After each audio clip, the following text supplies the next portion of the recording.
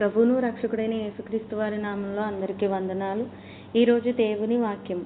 దేవా నాయందు శుద్ధ హృదయం కలుగు చేయము, నా అంతరంగంలో స్థిరమైన మనస్సు నూతనముగా పుట్టించుము.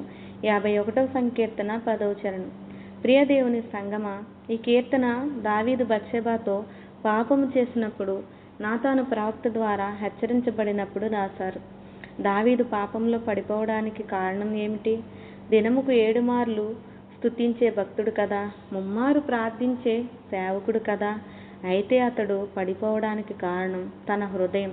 ఆ హృదయము ఘోరమైన వ్యాధి గలది గనుక తన పాపమునకు ప్రేరేపించింది. ఆ హృదయమును శుద్ధి చేయమంటున్నారు. మత్తయి సువార్త 5వ అధ్యాయం 8వ వచనం. హృదయశుద్ధి గలవారు ధన్యులు, వారు దేవుణ్ణి చూచెదరు. హృదయంలో పరిశుద్ధత లేకపోతే దేవుణ్ణి చూడలేము, ఆయన సన్నిధిని, ఆయన సహవాసాన్ని అనుభవించలేము. కనుక హృదయమును దేవునికి అప్పగించాలి. ఆ హృదయంలో దేవుడు నివాసం చేయాలి.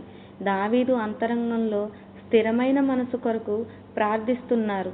మనసు తనకు నచ్చినట్టు అటు ఇటు పోతుంది, దానికి స్థిరత్వం ఉండదు. కనుక దేవుని అధికారానికి మనసును అప్పగించినప్పుడు మనము నూతనపరచబడతాము.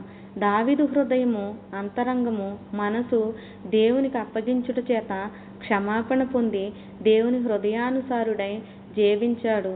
ఒక్కసారి ఈ లేఖనాలతో మన హృదయాన్ని, అంతరంగాన్ని పరిశీలన చేసుకుందాము, సరిచేసుకుందాం.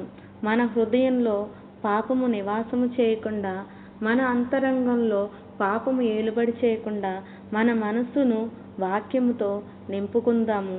దేవుని చేత హృదయానుసారులుగా సాక్ష్యాన్ని పొందుదాము. దావీదు వంటి ప్రార్థనా జీవితాన్ని కలిగి దేవుని కొరకు జీవించుదాము. అట్టి కృపాధన్యత ప్రభు మనకి అనుగ్రహించునుగాక. Amen. God bless you all.